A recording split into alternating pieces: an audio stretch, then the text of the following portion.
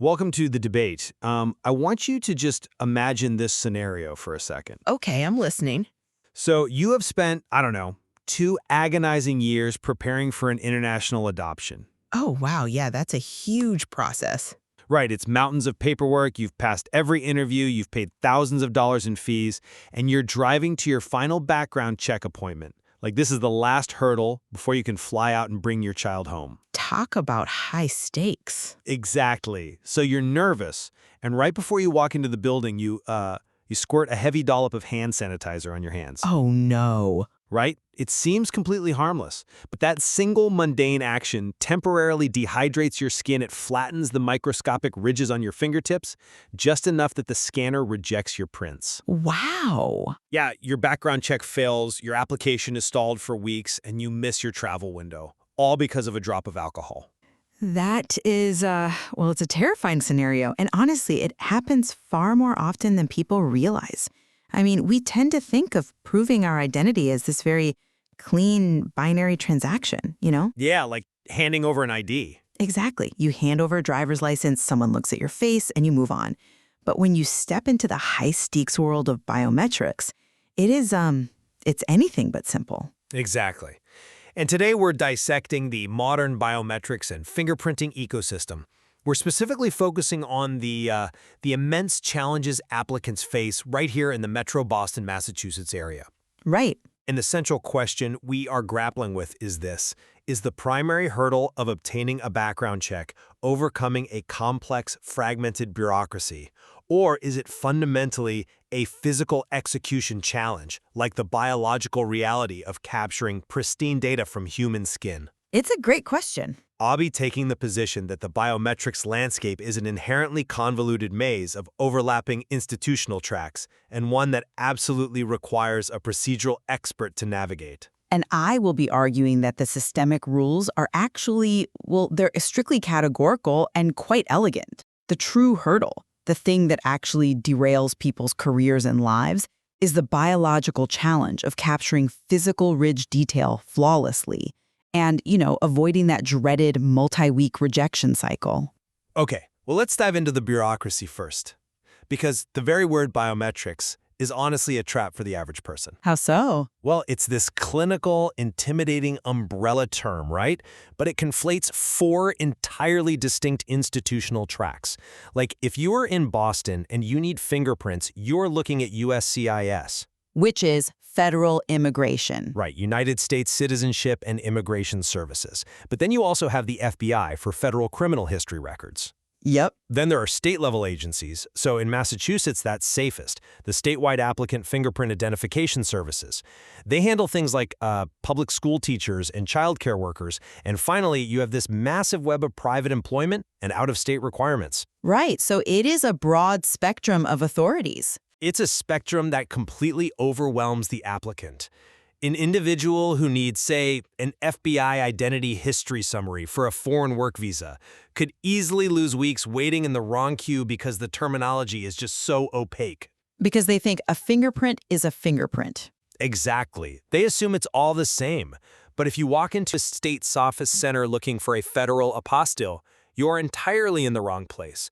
And this is exactly why navigating the Boston landscape demands a procedural Sherpa.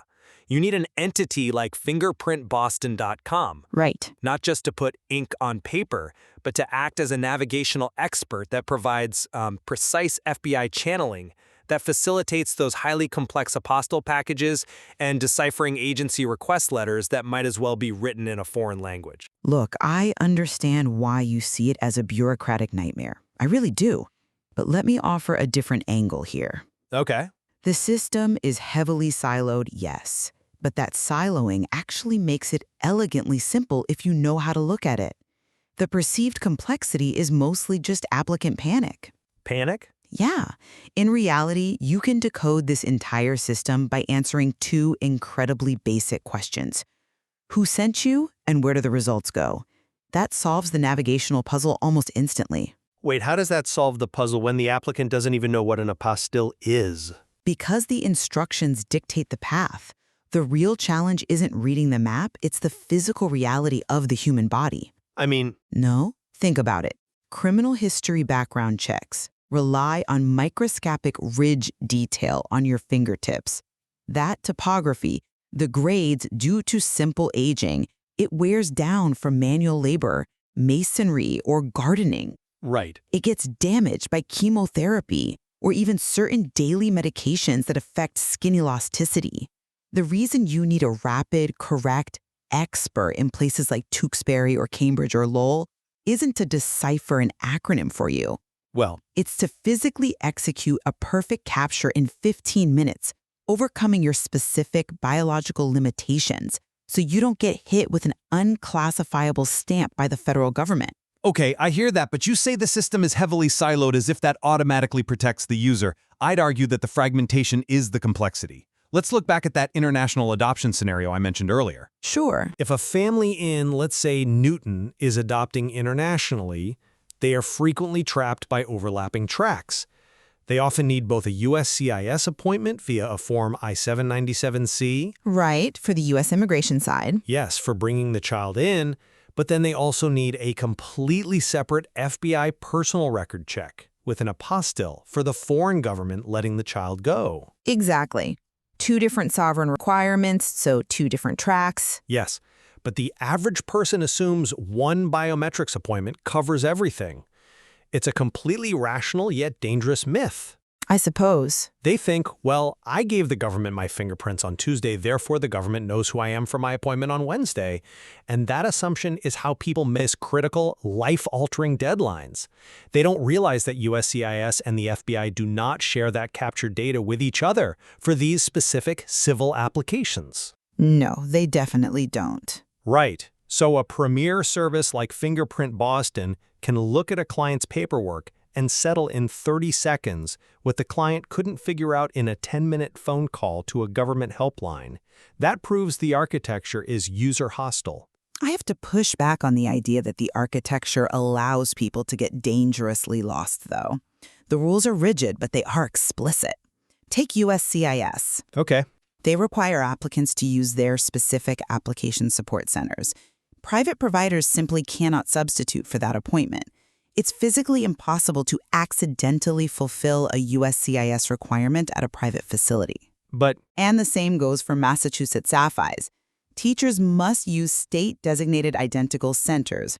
The system actually doesn't allow for the kind of catastrophic navigational mistakes you're implying because the doors to the wrong channels are locked. They will turn you away at the counter. yeah, but getting turned away at the counter is a catastrophic delay when you had to wait 3 weeks for that appointment. Well, it's a delay, but The very fact that applicants skip straight to shopping for providers before knowing what acronym they actually need proves my point. If the doors are locked, people are still spending weeks rattling the handles of the wrong doors, wasting precious time. I see what you mean. And time is exactly what procedural routing is meant to save. Let's talk about the mechanics of FBI channeling for a second, because I think this perfectly illustrates why procedural expertise trumps everything. Go ahead. Okay. The FBI charges a basic fee of $18 for a personal record check. If you do it the old-fashioned way, you print your fingerprints on physical, heavy-stock paper cards, specifically known as FD-258 cards. Right? You put them in a manila envelope, and you mail them to the FBI's CJIS division in West Virginia. Then you wait for the mail system, you wait for a clerk to open it, you wait for them to scan it. It is agonizingly slow. Which is obviously a huge problem if you have a deadline. A massive problem, especially for someone trying to get an apostille. For our listeners who haven't navigated international bureaucracy, an apostille is essentially a global notary stamp born out of the Hague Convention. Right. It is a way for a foreign government, say Spain or South Korea, to legally trust that your FBI background check is authentic. But an apostille requires multiple layers of government authentication, and these foreign visas have strict expiration windows. They do. Utilizing an expert for electronic FBI channeling, like the end-to-end service fingerprintboston.com provides, bypasses the mail entirely. The biometric data is encrypted and pinged directly to the federal database. And it returns in hours. Exactly. Hours instead of weeks. The real hurdle is the routing pipeline. If you rely on the mail, you fail. The speed of that electronic pipeline is undeniably impressive. I'm not going to argue that, but an electronic pipeline is entirely worthless if the input you feed it is defective. Well, sure, but You're praising the speed of a digital highway, but if you put a broken car on that highway, it's just going to crash at a faster speed. The true expertise here isn't just having the login credentials for a digital submission portal. then what is it? The expertise is the human technician inspecting every single biological impression against FBI classification standards before they ever hit the send button. You mean the quality control check? Yes, the microbiology of it. We are talking about a technician identifying a smudged print, improper pressure, or incorrect rolling technique in real time. If you don't have that biological quality check, you get bounced by the FBI's algorithm anyway, and your fast electronic pipeline just delivered a rejection in record time. I mean, I'm not discounting that physical quality matters. Obviously it does. But the routing dictates the type of quality required. I come at it from a different way. I'm sorry, but I just don't buy that the routing is the complex part of that equation. Let's talk about how these captures actually work. Okay. You mentioned electronic channeling, which typically uses a live scan machine, right? It's an optical glass platen that digitizes the print. Do you know how that technology actually reads a finger? I mean, it takes a high-resolution photograph of the ridges, essentially. It's a bit more complex than that. It relies on something called total internal reflection. Okay. Light is shown into the glass prism. Where the raised ridges of your skin make contact with the glass, the light is absorbed. Where the valleys of your skin do not touch, the light reflects back. That is what creates the high-contrast digital image. Oh, interesting. But here is the biological catch. If an applicant has incredibly worn fingers from years of trades work, their ridges and valleys are basically flush. The light doesn't refract properly. It just creates a digital smudge. Which causes a rejection. Exactly. And this is where the physical expertise comes in. A skilled technician understands the physics of the medium. They know that a worn finger that completely feels on a high-tech $65 live scan glass might actually capture perfectly on a traditional century-old ink FD258 card for $50. Really? The ink is better in that case? Yes, because the physical ink can settle into whatever microscopic topography is left, creating a 3D impression that optical glass just can't read. An advanced piece of technology is frequently inferior to ancient ink entirely because of the physical realities of the applicant's skin. The physics matter far more than the pipeline it travels down. Okay, that is a fascinating mechanical breakdown. But let's pull a lens back for a second and ask why we are even reliant on this specific physical capture in the first place. Like, why does the system demand such pristine, finicky ridge detail? We have advanced facial geometry now, we have iris scanning. Why are we dealing with ink and glass? Because of the historical index. Precisely. Fingerprints hold the absolute center of background checks because we have a century-old, massive legacy index of them.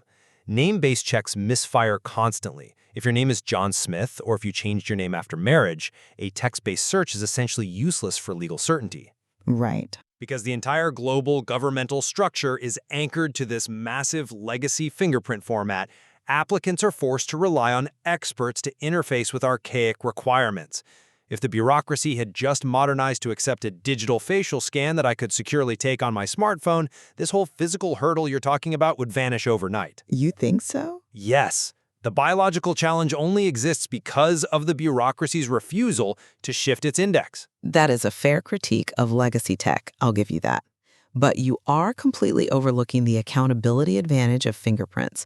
It's not just archaic stubbornness. It is about explainability and justice. Explainability? AI facial recognition can be incredibly accurate. Accurate, yes. But it functions as a black box.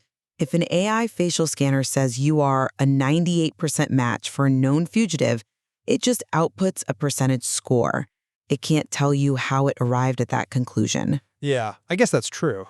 But fingerprints, a trained human examiner can look at two fingerprint impressions and point to a specific bifurcation, where a ridge splits into two, or a specific ridge ending, and explain exactly, point by point, why they match or do not match to a jury. Okay, that transparency is important. I'll grant you that. It is incredibly crucial when someone's employment, their medical license, or their immigration status is on the line. You can appeal a human review, you can't appeal a black box AI algorithm. And this underscores exactly why physical capture quality is the ultimate arbiter of success. Right. That cannot be compared confidently by a human being. The FBI returns it because they refuse to guess with your life. Okay, that makes sense fundamentally. But you're still treating the physical capture as this isolated, purely biological event. Let's look at how an applicant actually gets into the chair in the first place. The preparation for the appointment is a procedural trap in itself. How do you mean?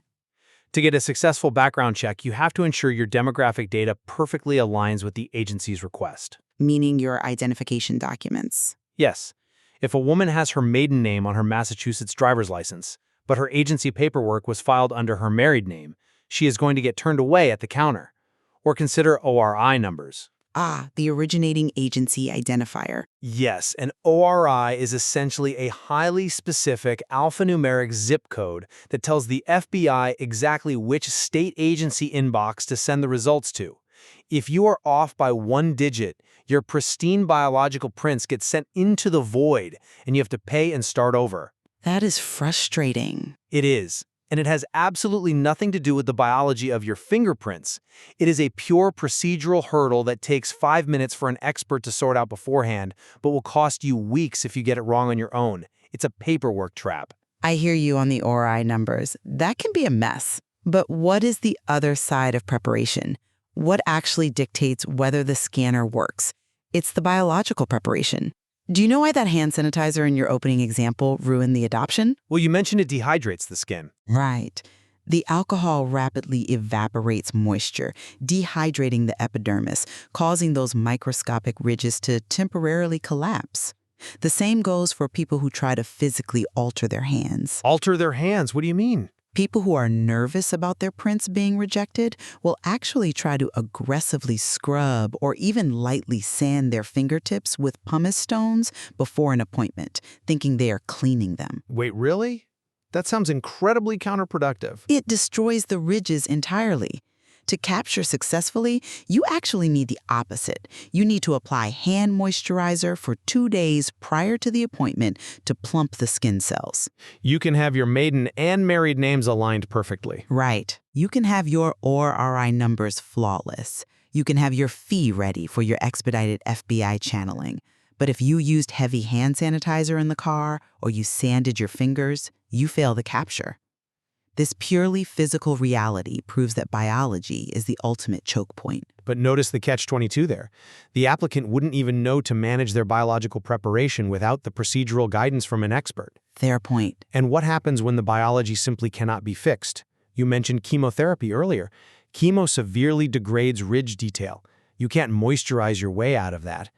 In those cases, the applicant relies entirely on a bureaucratic safety valve, the quality waiver. The waiver process for repeated unclassifiable prints, yes? Exactly. Most federal and state programs have a documented process where, if you fail twice, they can bypass the fingerprint requirement and run a specialized name-based check. But you have to know that waiver exists to trigger it. Right. Applicants who are ignorant of the bureaucracy treat a second rejection as the end of the road. They give up on the job or the visa. Again, it is the knowledge of the system, the procedural expertise of a provider that saves the applicant, not just the physical capture itself. That is a very fair point about the waiver.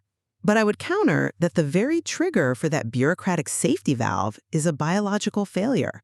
You only need the waiver because the physical world is messy. The bureaucracy had to invent a workaround for the limitations of the human body. Well, let's step back and look at where this leaves someone trying to navigate all of this today.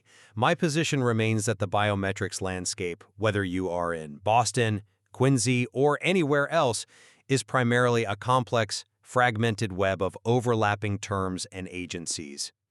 Okay. The central challenge is navigating this maze. Whether it's knowing that USCIS and the FBI run on entirely different tracks, understanding how ORI numbers route your data, or realizing that an international apostille requires an electronic channel to beat the clock, The complexity is immense. That is where an expert service provides essential navigational routing. The pipeline really does dictate everything. And I still maintain that the bureaucracy, while intimidating at first glance, is fundamentally categorical. If you ask the right questions, the path clears.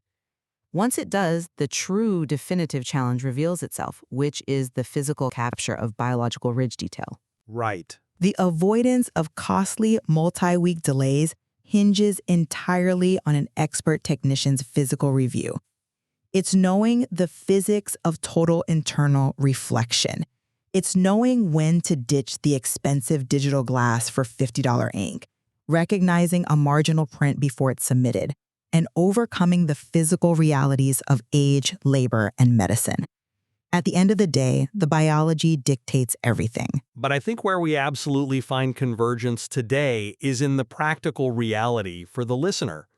Whether the primary hurdle you face is navigational routing, or if it's the physical demands of live scan optics versus ink, one thing is certain.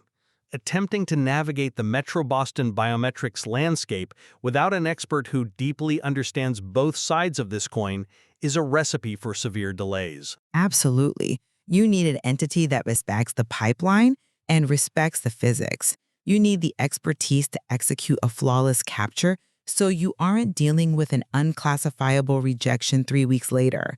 And it is clear that fingerprintboston.com, operating out of Tewksbury and serving the greater Boston area, is uniquely positioned to solve both the macro bureaucracy and the microbiology for applicants. So to our listeners, I highly encourage you to pull out your own agency request letters. Look closely at them. See where the true complexity of your specific background check lies. Is it in the routing codes and the Apostille requirements? Or are you worried about the physical state of your fingertips? It's worth evaluating before you walk into an appointment, because to succeed, you really do have to get both right. Exactly. Think back to that international adoption. You can have the most brilliant, perfectly translated map of the bureaucratic maze in your hands. You can know exactly which terminal you need to be in. But that map won't help you board the plane if you physically erase your passport on the way to the gate. Keep the hand sanitizer in your pocket. Until next time, keep questioning the system.